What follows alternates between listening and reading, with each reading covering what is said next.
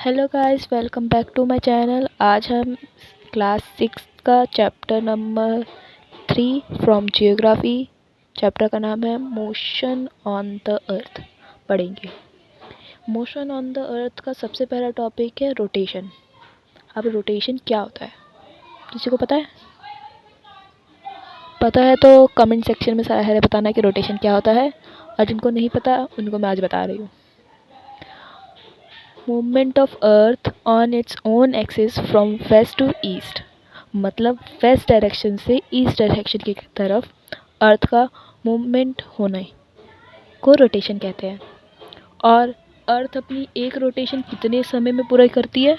24 hours में, जिसके कारण अर्थ में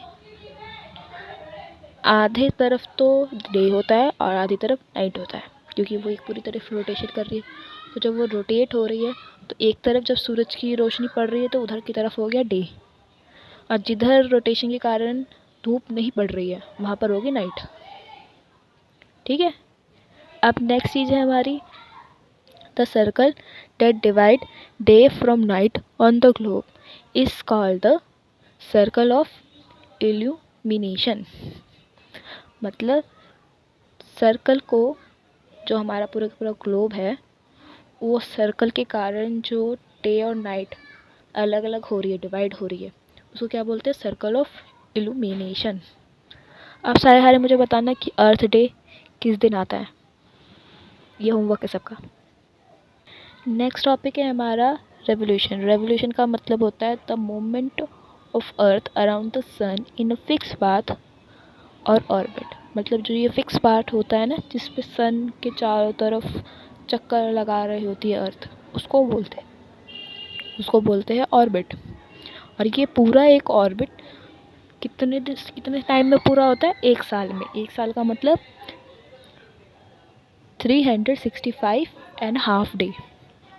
और 365 डेज तो ले लिया मैंने एक साल में से। जो हाफ डे है ना, हाफ डे का मतलब 6 आवर्स।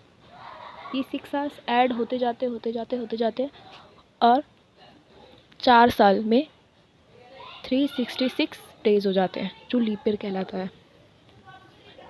लीप ईयर कब आता है? जब फरवरी के अंदर 29 डेज हो जाते हैं, मतलब फरवरी के अंदर एक दिन बढ़ जाता है, जिसको लीप ईयर बोलते हैं। अब नेक्स्ट टॉपिक है हमारा सीजन्स। सीजन्स क्या होता है? सीज़न को हिंदी में क्या कहते हैं, किसी को पता है? सीज़न को हिंदी में कहते हैं मौसम।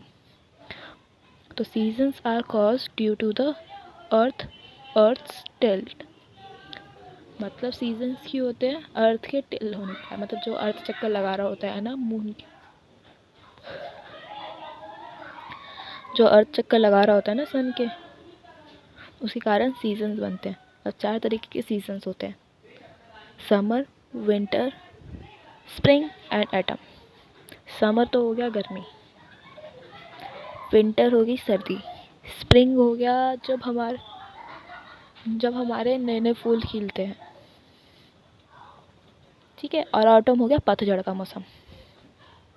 अब seasons change due to change in earth position around sun. मतलब अब वही टॉपिक दोबारा से रिपीट हो रहा है कि सीजन्स क्यों चेंज होते हैं?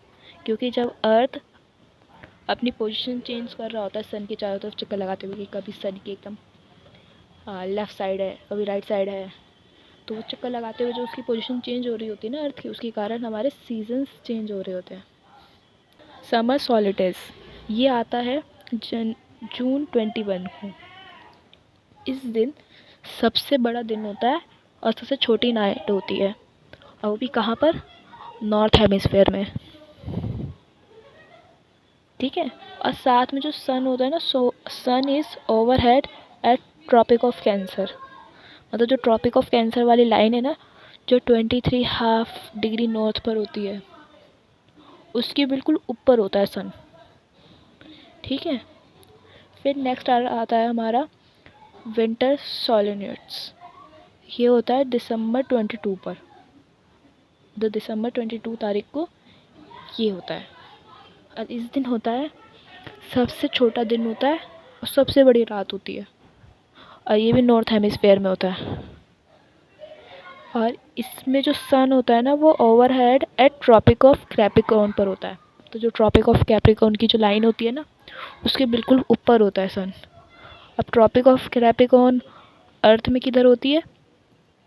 23.5 डिग्री साउथ की तरफ। नेक्स्ट हमारा इक्विनॉक्स।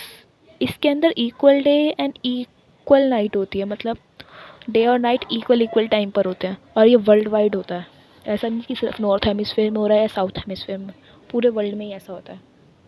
ठीक है। और ये 2 बार होता है, एक तो 23 सितंबर को और एक 21 मार्च को। 23 सितंबर को कहा जाता है ऑटम इक्विनॉक्स। नॉक्स इसलिए कहा जाता है क्योंकि ना इससे ना ऑटम शुरू होता है इन नॉर्थ हेमिस्फेयर में, मतलब नॉर्थ हेमिस्फेयर के अंदर ऑटम स्टार्ट होता है, ऑटम हो रहा होता है इस समय। और 21 मार्च को स्प्रिंग इक्विनॉक्स बोला जाता है। नॉर्थ हेमिस्फेयर में स्प्रिंग की शुरुआत होती है। ठीक है। डायरेक्ट सन रे फुल ऑन इक्वेटर, मतलब इक्वेटर पे सन की डायरेक्ट रेस पड़ रही होती है, जो 0 डिग्री पर इक्वेटर होता है ना उस पर। ठीक है। अब यहाँ पे हमारा ये चैप्टर ख़त्म होता है। नेक्स्ट वीडियो में हम नेक्स्ट चैप्टर करेंगे जिसका नाम है मैप। और यहाँ तक आपने वीडियो देख ली है। Thanks for watching. Okay bye.